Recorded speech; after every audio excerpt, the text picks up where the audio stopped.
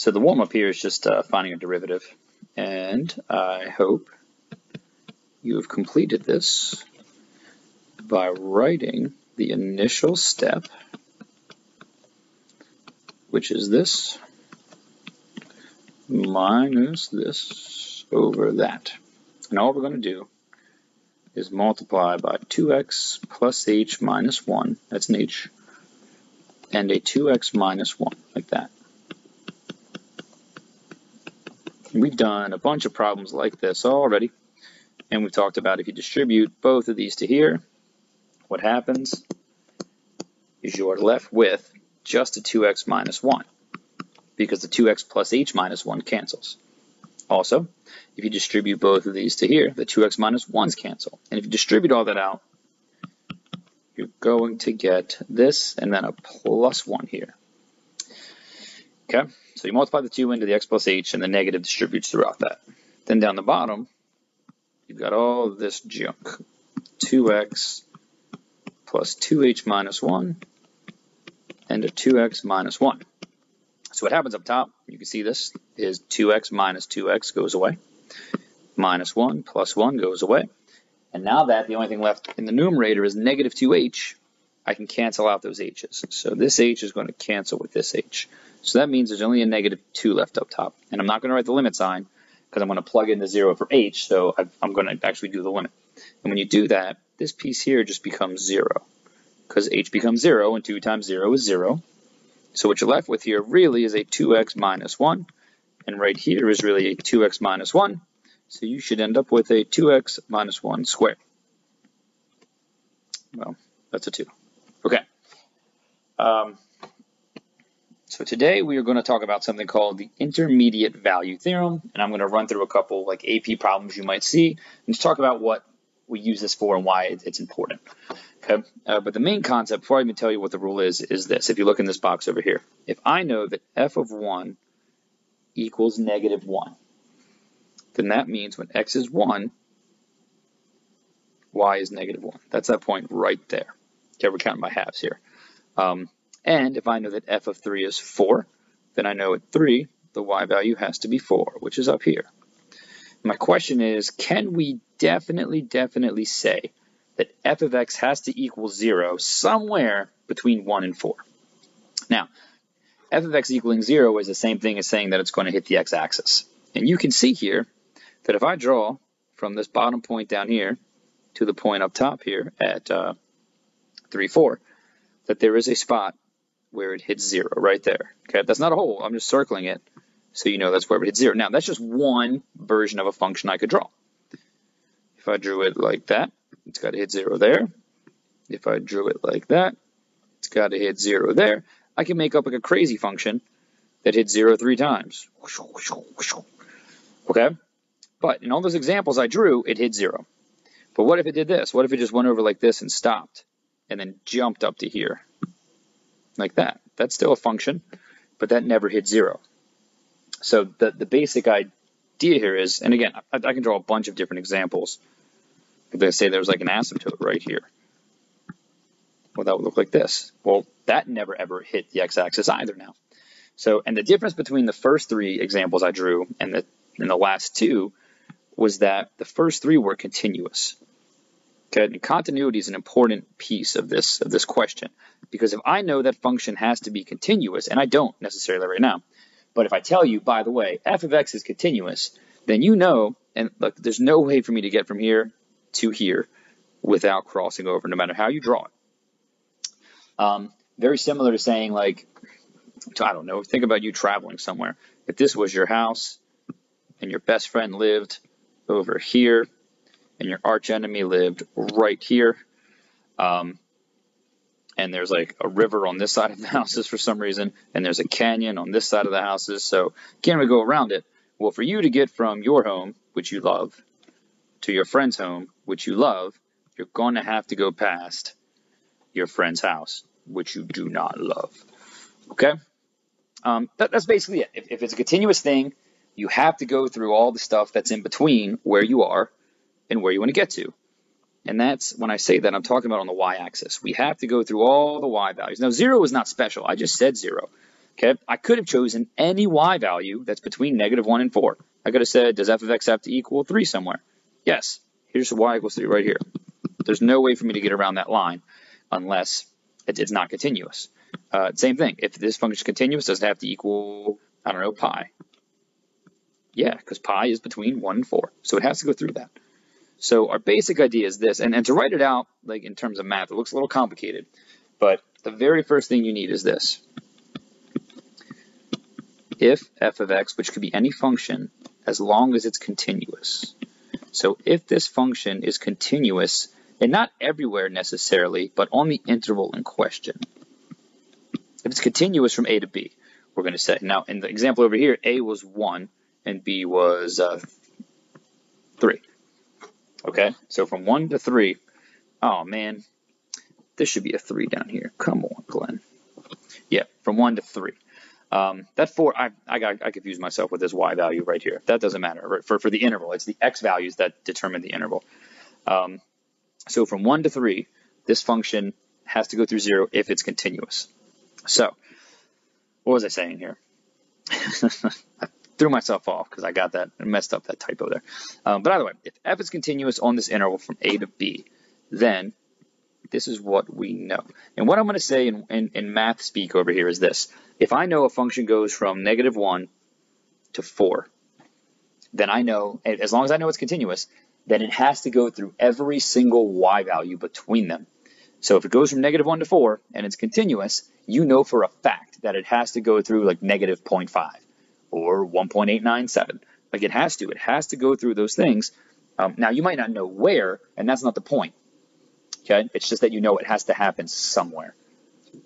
So if this function's continuous on a, b, then I have to say like it has to go through all the values in between. And the way we say that mathematically, we say this. We need another and k. Let's see here. Either I'm having some trouble. There we go. My battery's dying. And we know that there's some number between the y values. So what that says is k, again, could be any y value at all. And f of a is the y value on the left side, and f of b is the y value on the right side. So again, over here, just take our time, make sure you really understand this. The y value over here is -1. The y value up here is 4. Okay? So k could be any number between -1 and 4. All right, then I know f of x has to hit it somewhere, has to equal it somewhere. But it's possible that the points go from up here to down here. Well, now k wouldn't be greater than the y value on this side. It's going to be less than it. It's going to be down in here somewhere. Okay, and it wouldn't be less than this. It would be greater than this. It has to be between them. So the way they write that is this. Either k is greater than the y value at a and less than the y value of b, or it's greater than the y value at b and less than the y value at a. That's just if the function's decreasing. Okay, so if function's continuous and there's any number between my y values of my endpoints, then f of x equals k. So f has to equal that y value. Okay, at least one time. It could happen more than once, we don't know. But at least once on that interval from A to B. That's what IVT says. Again, it looks complicated when you got to write it out with the inequalities and everything, but really you can think in your head right now, if a function goes from 2 to 4, must it go through 3?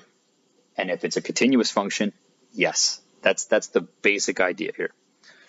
So the kind of questions you're going to come across are like this question right here.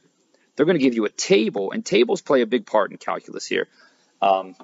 Because when they give you a table, you don't know what function you've got. You just see a couple little pictures, like a couple points on this thing. So here's what they're telling me. They're telling me when x is 0, y is 1. So let's think about this. If x is 0, y is 1. That's right here, 1. And when x is 1, y is k. I don't know what k is right now, so I'm not going to do anything. And when x is 2, y is 2. So they can ask a few questions here, but what the question they're asking us here is, hey, f is continuous. They have to tell us that. on this interval 0 to 2. Okay? And it has those values, which I just drew here. So it's continuous, so I know I have to connect these things. And they're saying if the equation f of x equals 1/2, meaning, so 1/2 is down here. Okay, they're saying f of x equals 1/2 has two solutions. That means that my graph has to hit that line twice. Then they could say k could be, well, let's take a look at some options here. Let's say k were 3. If k were 3, then at 1, the graph would be up here at 3. So the question they're really asking you is, can I connect from 0, 1 to 1, 3 to 2, 2 without hitting 1/2 twice? And yeah, I just did it. Okay, so because 1/2, my k value is not between the y values 1 and 2 at the ends here, 1 and 2. So it didn't matter that I went up to 3. 1/2 isn't in that direction. But what happens if I put a 2 in there? 2, 2. Okay, again, that's making k 2. Can I draw a graph that goes through these points without hitting 1/2? Yes. So, and hopefully you're thinking, well, obviously that means we have to go down to 1/2, right? So, but if it just equals 1/2, right there, so now if k were 1/2, well, what that means is this graph could come down and just barely touch it right there and then go back up. Now that it had to hit 1/2, we saw that happen, but they're telling me it has to have two solutions. Well, if it just has to be 1/2 at that one point, it doesn't have to have two solutions. It can just have that one solution right there. But if k happens to be 0, that means at 1 I have to get down to 0. That means this graph has to go from here to here and back up. And there's no way for me to draw that without hitting 1/2 2 times. Okay? And it like necessarily it doesn't have to stop at 0. It might go lower down, right? It could do something like this. It could do something weird. But regardless of what it does, if it has to get down to 0, it must go through 1/2 twice because it's continuous. And again, I hope that's not a crazy difficult question. They're not really doing too much there to be tricky. So if you want to pause the video at this point and try the next couple, I think that's a good idea. Or you can just watch me right now. So, and you can see these are very, very similar questions. This says, hey, here's this table. And again, anytime you have a table, if you're unsure what it looks like, you can, I'm trying to draw straight lines here. Just graph the points they're telling you. At 2, it equals k, and at 3, it equals 4. So 3, 4 has to be up here. Okay, so that's what they're telling me. Any function that goes through those points is going to fit this table for right now. Okay, but once they tell me what k is, or once I try to figure out what k is, then it has to go through that point also. So they're telling me it's continuous. You're going to notice that. And it's continuous on the interval we care about, 1, 3. And we want, now instead of equaling 1/2, we want it to equal 5/4. Well, 5/4 is just 1 1/4, right? That's 1.25. So it's a similar question. If we want to force this function to have to hit 1.25 2 times, that's what that means, have at least 2 solutions. That means the graph has to hit it twice. 1.25 is down here. I need a y value at 2 to be below that line. Okay, and the only one of these that's below 1.25 is a 4th. Now, it does not have to be a 4th. Anything below 1.25 is going to work here. But they only gave me 5 options, and there's only one of them that's below 1.25. So no matter how, get out here. No matter how you draw this graph, if you want to go through, this point here, it has to hit that dotted line 2 times. So that's why that's the answer to that question. Okay. Let's go to this one. This says the function's continuous. You're always going to see that on these table questions, okay? Well, now, if they tell you that, what they're doing is setting you up for like IVT, or there's some other value theorem functions we're going to learn about later on, but right now we're just worried about the intermediate value theorem. We know it's continuous on 1, 5, which means the IVT is in effect here. It applies. We can use it as a rule, okay? So from 1 to 5, and these are some values, so here's what I know. At 1, the y value is -2. At 3, I don't know the y value, it's b. And at 5, the y value is -1. There we go. Here's what this says. If f has only one root on this closed interval. Now, a root is where it hits the x-axis. It's a similar idea to like it's an x-intercept, basically, as long as it's not imaginary. So, but it has only one root from 1 to 5, and that root is not 3. Here's what that means. R equals 3, that's just an x value is not 0. Like, this is not 0. Okay? Because then that would make 3 the root. Like, if I did 3, 0, well, now 3 is a root of this function. And they're telling me, hey, r is not 3. The root cannot be 3. Okay, then. So, let's keep moving. It has only 1, and we know it's definitely not 3. Then what's a possible value for this b? Now, again, they're not asking us where the root is. They're saying there's only one of them. They want to know what's a y value that we could put in here and make sure that there's only one root still. So let's take a look at this. Number 1, we already know b can't be 0. So this is out. Okay? But if you take a look at all these other ones, you notice 1 is negative and the rest are positive. That's usually a pretty good sign. Well, it's kind of hard to tell. Sometimes that means it's definitely not the negative, and sometimes it means it is the negative because it's unusual. I guess it depends on what kind of test you're taking. But the answer is going to be that negative one there because the other 3 answers make this happen. So let's just take one of them. If I said it had to be 5, meaning I think b should be 5, that means at 3, the x value or the y value should be 5, which is way up here. Well, if my graph has to go from down here to up here to down here, think about that. How many times am I going to have to hit that x-axis? Well, because I'm going from below 0 to above it, okay, no matter how you draw it, you've got to hit that x-axis because it's continuous here. And if I have to go from above it to below it, it's going to hit that x-axis again. Well, if that happens, guess what? There are 2 roots automatically, okay? They don't have to be where I drew them, but there has to be 2 of them. So, any positive value is going to make that happen, which means that because there's only one root, I need the y value at b, I need b to be a negative number. It can't be above the axis, otherwise I have to go through it twice. So, if we let b be -1, can we draw a graph that goes through those points but doesn't hit the x-axis more than once? Yeah, look at this. Bam. Hit it. Okay? Now, that's definitely like a double root there. If there's only one root, that means it has to bounce off because it goes from a negative to a negative. If it went through, it has to come back through again, then it has to go through twice. Okay, now again, it doesn't tell me where the root is. It just says if it only has 1, b had better be a negative number. There you go. Here we go. Let's keep going. So, similar idea. Look, all these start out the same. Function f, it's continuous on this closed interval. And some values are shown below. Again, I always graph these. You don't have to graph these, but I like to graph them just because it gives us a much better idea of what's going on. So the first point they give us is -1, 2. We have a point 0b, which is on this axis somewhere, but I don't know what b is, and the point 1, -2. So here's what we know. It's continuous, and it goes from a positive value to a negative value, from 2 to -2. It has to go through everything in between.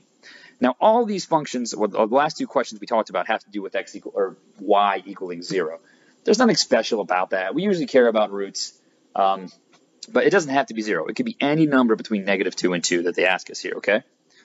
But what they're saying is f of x has only one solution, which they're calling r, and r is less than 0. All that means is this is going to hit the x-axis at one place, and it has to be at a negative x value, okay? So r and b are not the same thing. B is the y value at 0. That's what this means. R is the x value when f hits 0 and it's negative. That just means it has to be back here somewhere. Okay? It has to hit it back there somewhere. And it's continuous. If we draw any function like this, look at this. Okay? It doesn't matter how you draw it. I've got to go through 0 and I've got to get down to that -2 y value there.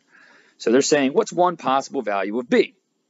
Well, again, because b is the y value at 0, look when I drew this, it had to be down here. Okay? Now, if I let any of these other, like let's say we take a, 3. Great. 1, 2, 3.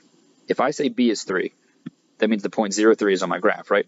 Well, I can do that and hit up here, and then I can come down to that. That's true. But the problem is now this x-intercept is at an x value that's positive.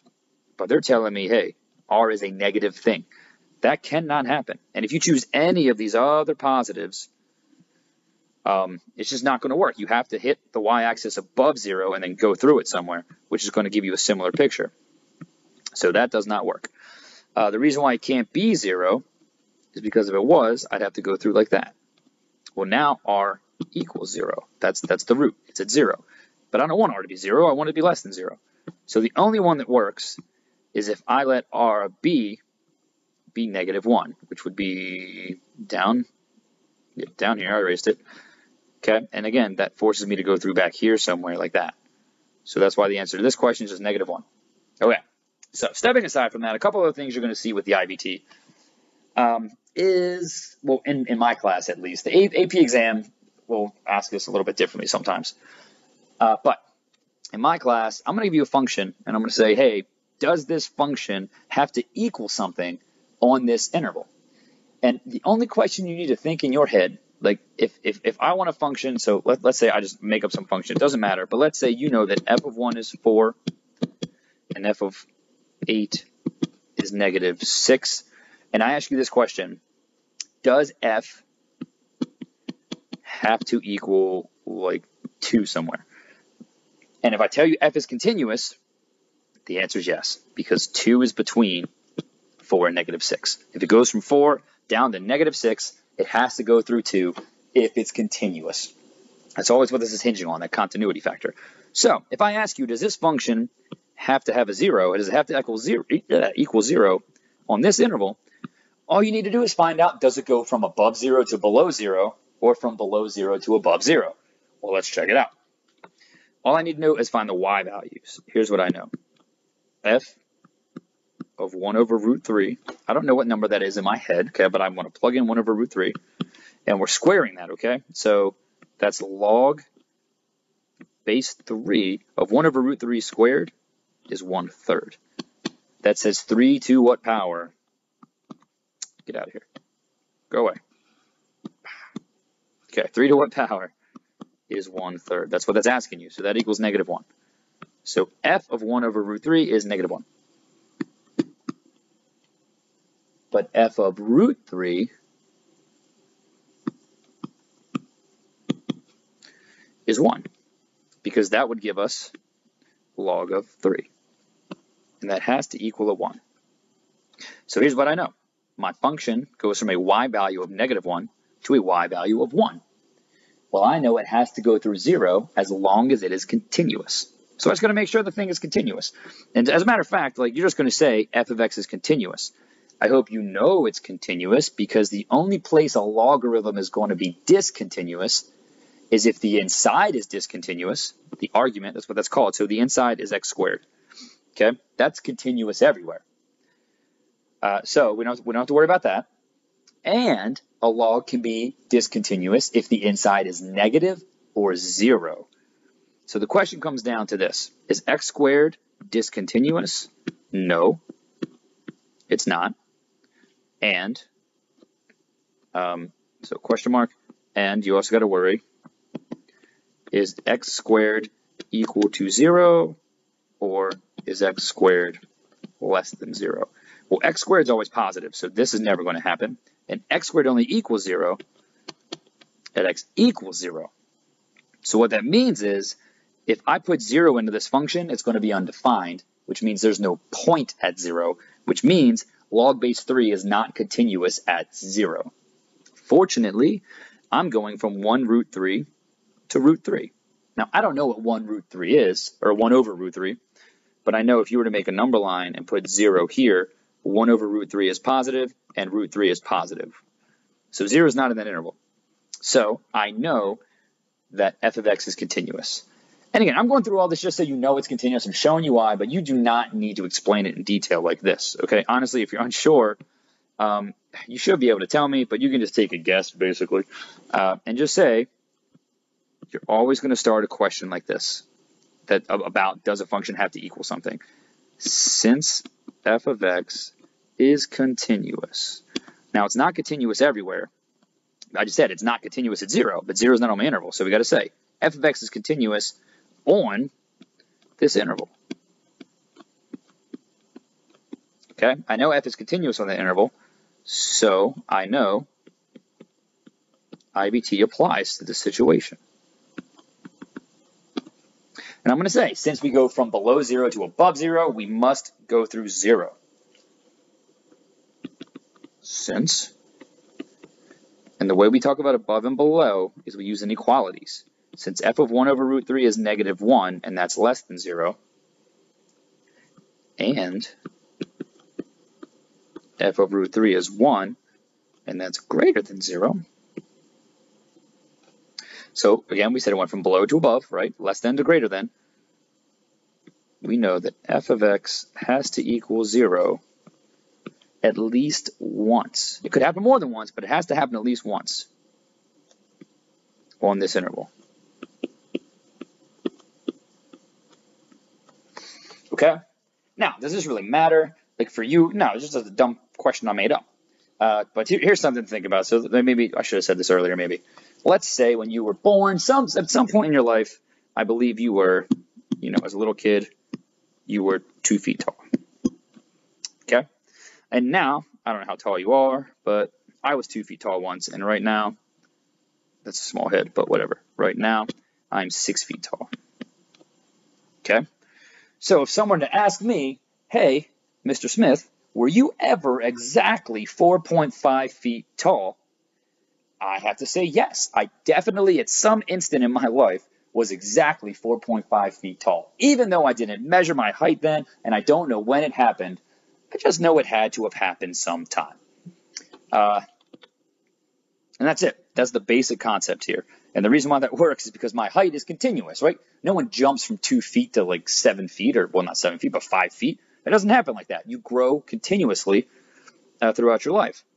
So, but if someone were to ask me, hey, were you ever 7 feet tall? I would say, well, no, I'm only 6 feet tall, and most people don't grow down, right? But let's say I get a little bit older, and I do start to shrink a little. Sometimes that happens. All right, and now at when I'm like, super old, like 45, let's say that I'm only 5 feet tall now. Okay? Well, now, if you didn't know this, and you were to ask me, hey, were you ever 6 feet tall? I might say yes, but you might not believe me. You might be like, well, how come you're not 6 feet tall now? Okay, because 6 is not in between 2 and 5. But if you ask me, was I ever 4 feet tall? Then yes, obviously I was 4 feet tall because I went from 2 to 5. All right. So,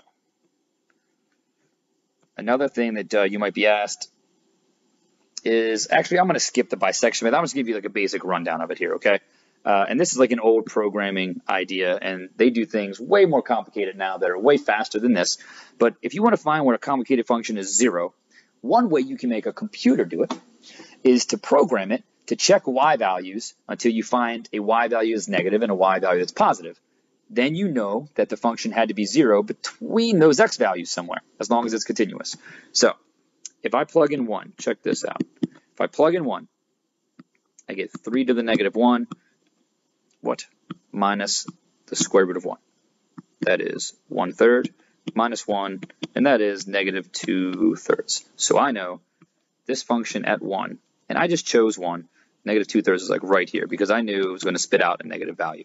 If you didn't know that, you would guess and check a couple. You're never going to see a question like this. Probably this is just like and why this works in computer programming a little bit.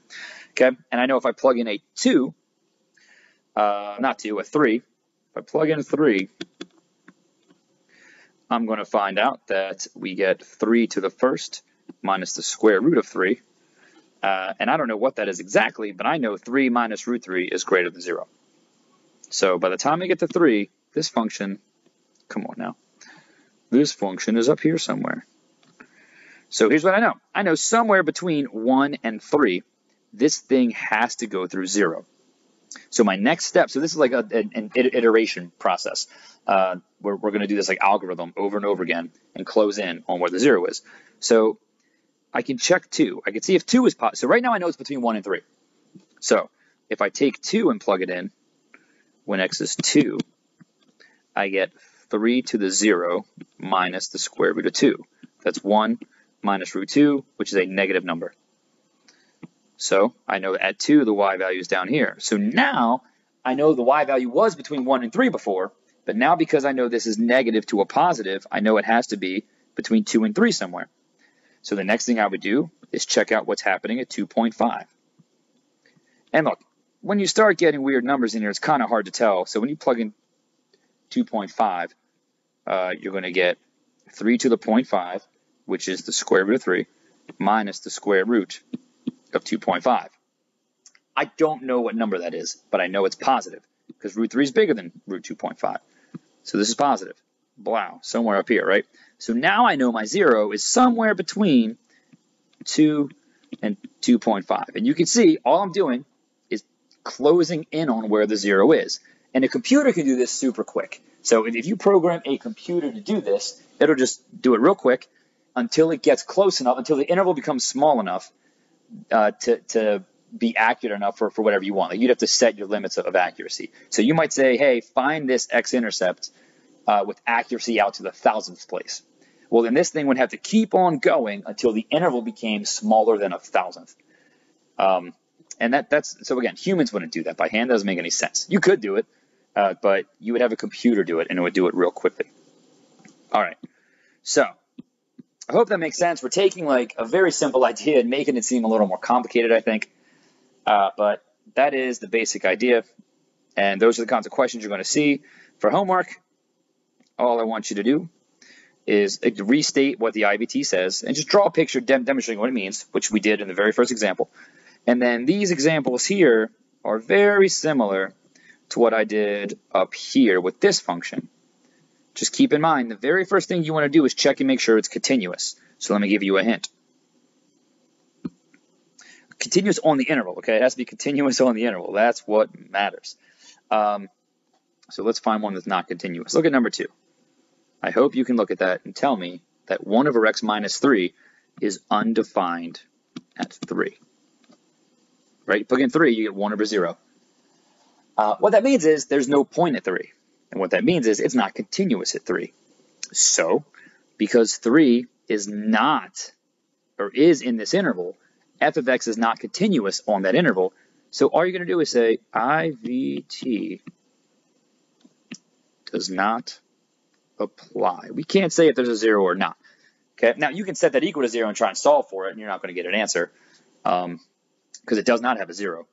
But something interesting about it is if you plug in 1, you get negative a half. And if you plug in 5, you get positive a half. So that means this function goes from 1, negative a half, to 2, 3, 4, 5, positive a half.